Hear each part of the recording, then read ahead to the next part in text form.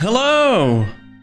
Today I'm gonna guide you through the gear progression of the Slayer and or the Templar. I will show you how you can progress with your equipment from level 1 to AO 100. I will only cover the PvE side of the gear progression to make it as simple as possible. You can find the timestamp in the video description to each of the classes. But before we start, I want to make sure that you check out my channel for more guides, as well as my Twitch channel where I stream every Wednesday, Friday and Sunday. But let's dive right into the mystical world of FlyFF. The Slayer progression is actually pretty simple and straightforward. We're gonna keep the gear that we get from the start of the game until we reach level 60. Along the way, we are gathering beginner chips so we can get our hand on the first upgrade. We need 30 beginner chips to buy the Penguil box for the 45 set, and we need 30 beginner chips for a Guardian weapon. I would personally recommend to get the Guardian sword, since it gives you more crit chance. With the most recent patch, you don't need a strong offhand, so only buying one at the beginning should be enough. And for the end game, you're going to save a bunch of parents by not upgrading the offhand, since it is not required anymore. Make sure not to upgrade this early gear. For the next gear that you want to aim for is the Haganes set. This set is for level 105 and gives you a big upgrade from the 45 set. You can farm this set from every level 105 monster onwards. When it comes to the weapon, you should start hunting giants in Shadowvar to get the legendary golden axe. Optimally, you want 2 of those. But don't bother upgrading them, since you won't use them as long as you might think you will. The next big upgrade you will encounter is the ultimate Lusaka crystal axe, which can be dropped in the Savage Wilds.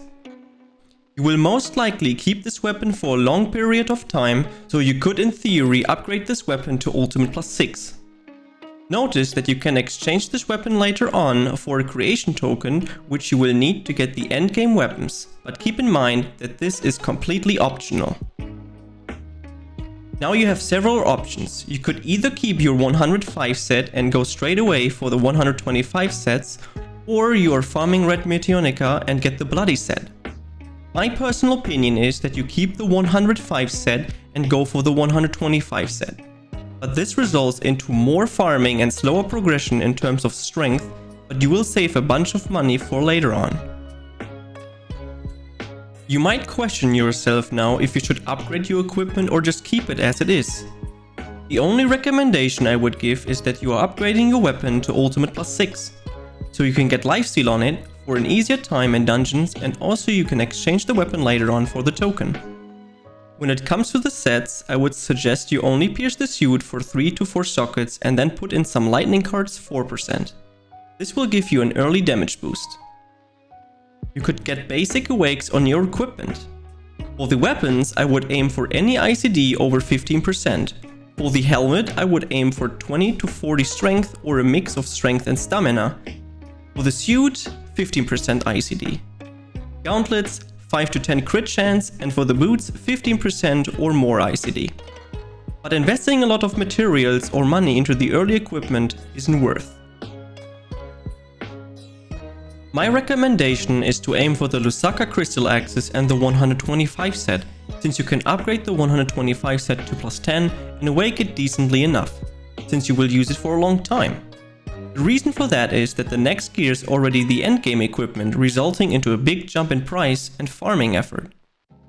Before we are jumping to the next step, we also need to get a hand on the Champion's jewelry set, since we're gonna use this for a long time as well. I would aim for roughly +15 with the upgrades. The next weapon you should get is the Butcher Carnage, since those are really good until you hit the endgame weapons. I would also recommend upgrading them up to a minimum of ultimate +10 and pierce them and awake them pretty good. The reason behind this is that the jump to Bloodbane weapons are way too big to skip it. Your next goal is to get the 150 cursed set, which you can exchange for a 125 set plus 130 set and a cursed Slayer fragment. The 125 set can be obtained in the catacombs, the 130 set at Kalgas, and the cursed fragments can be obtained in the cursed Deathwing dungeon. after you exchange the sets, you get the 150 set, which will be clean again, so all awakes, sockets and upgrades will be removed, so make sure to save up a bit of money before exchanging it. The Cursed Slayer set is the endgame set for the Slayer and you should upgrade it to the maximum. The awakes you should aim for are the following. Helmet should have 60 plus strength, suit 30% plus ICD, gauntlets 15% crit chance or 150 plus attack, and the boots should have 30% plus ICD. We should forget to also lay a hand on the Cursed Slayer jewelry, which can be obtained in the Snowy Peaks dungeon. The Cursed Slayer jewelry is your endgame jewelry and get it to plus 30. Focus first on the rings and the earrings for an easy damage upgrade. The final big step would be to get your hands on 2 Bloodbane axes. These can be obtained by exchanging creation tokens. These can be created by exchanging the master versions of various dungeon weapons. The weapons need to be ultimate plus 10 to be exchanged to a creation token. Another way of obtaining a creation token is by bidding on them during the Titan auction. Talking about the Titan auction, you will also need a Hermitite Soak creation stone, which can be obtained by bidding on them during the Titan auction.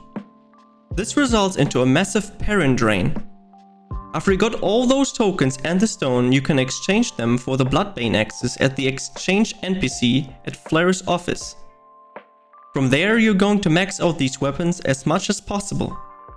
Last but not least, you're aiming for a 30% plus ICD awake on your Bloodbane axes. And with that, you're fully endgame geared and you can enjoy the insane DPS of a Slayer.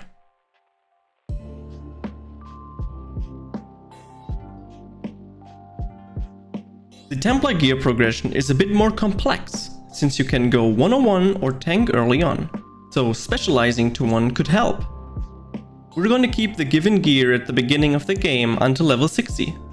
On the way to level 60, you're farming beginner chips, since these can be exchanged for the 45 set or 60 set and the Guardian weapons. From now on, you need to decide how you want to play the game. I'm going to split this up into 101 and tank. If you aim to go for 101, you should get the Pangril set and the Guardian two-hand sword. These items will give you a bunch of crit chance and ICD. Don't bother upgrading this gear at all. If you want to tank dungeons or play AoE, you should go for the Rescorn set, level 60, and for the Guardian two-hand axe. These provide a good amount of HP and make you way tankier. The next upgrade you should aim for are the 105 sets and the legendary golden weapons.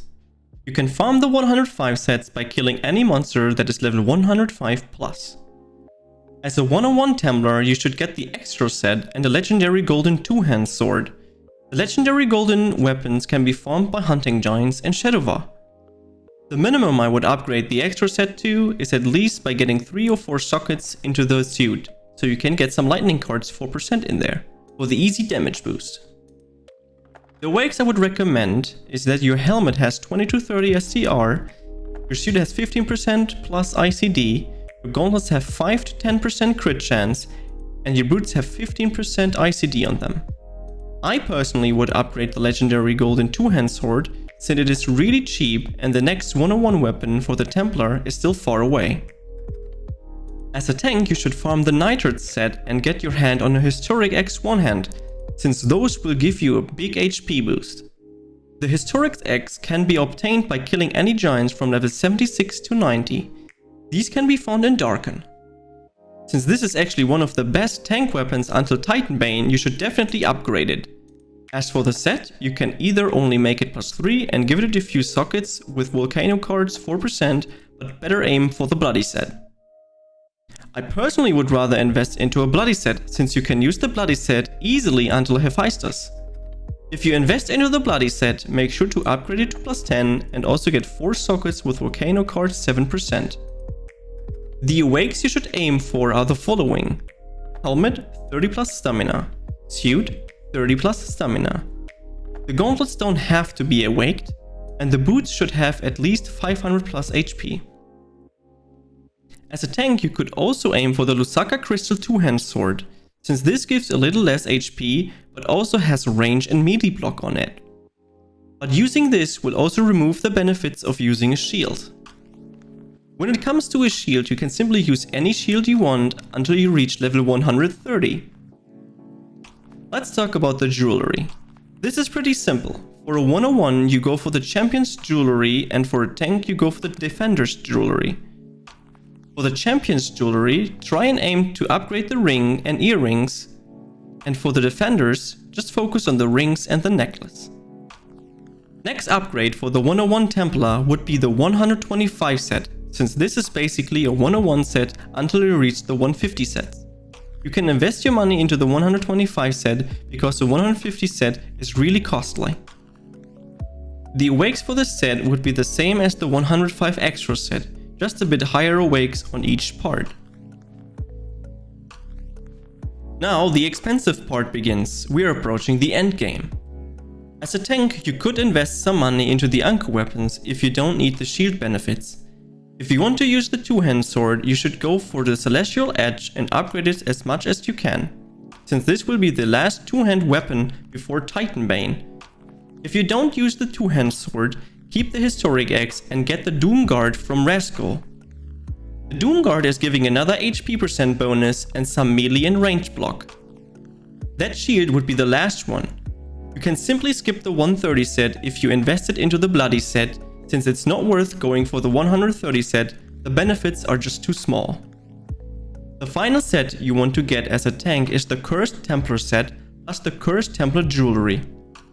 The Cursed Templar set can be obtained by combining the 125 set, 130 set and the Cursed Templar fragment.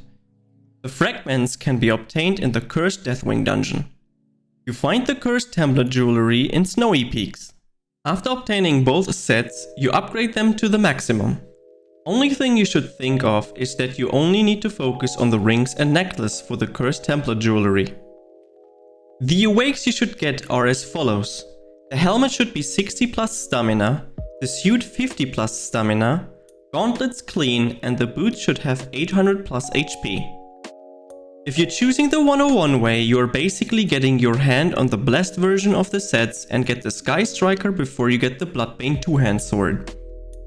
The Sky Striker can be upgraded as much as you can. After getting the Blessed Templar set and the Blessed Templar jewelry, you're gonna upgrade them to the max. The Blessed sets can be obtained in the Blessed Deathwing dungeon and the jewelry in Sky Forest. The awakes for the Blessed set should look like this. The helmet should have 60 plus strength, the suit 30% plus ICD, gauntlets 10% plus crit chance, and the boot should have 30% plus ICD. But you are probably wondering how you can obtain the Bloodbane/Titanbane weapons. You can get those with two different ways. First option is to buy them out of the Titan auctions. For that you need to buy the creation token of the two-hand weapons, and with a Hematite Soak creation stone you can exchange them to a Bloodbane or Titanbane weapon. The other option is to upgrade the master versions of the weapons to Ultimate plus 10 and exchange those weapons for creation tokens. You will still need the Hematite Soak creation stone for it, that you also get from the Titan auction. This ends up as a big parent sink. After you obtain the Bloodbane/Titanbane weapon, you simply upgrade them to the max and try to get the best awakes possible. And with that you have mastered and geared the Templar class. Enjoy the variety of possible ways to play it. I hope this video helped you out. If it did, please leave a like, and if it did not help, please dislike the video. For future content, make sure to subscribe to the channel and leave a comment on what I should cover next. Happy farming, and see you in Madrigal!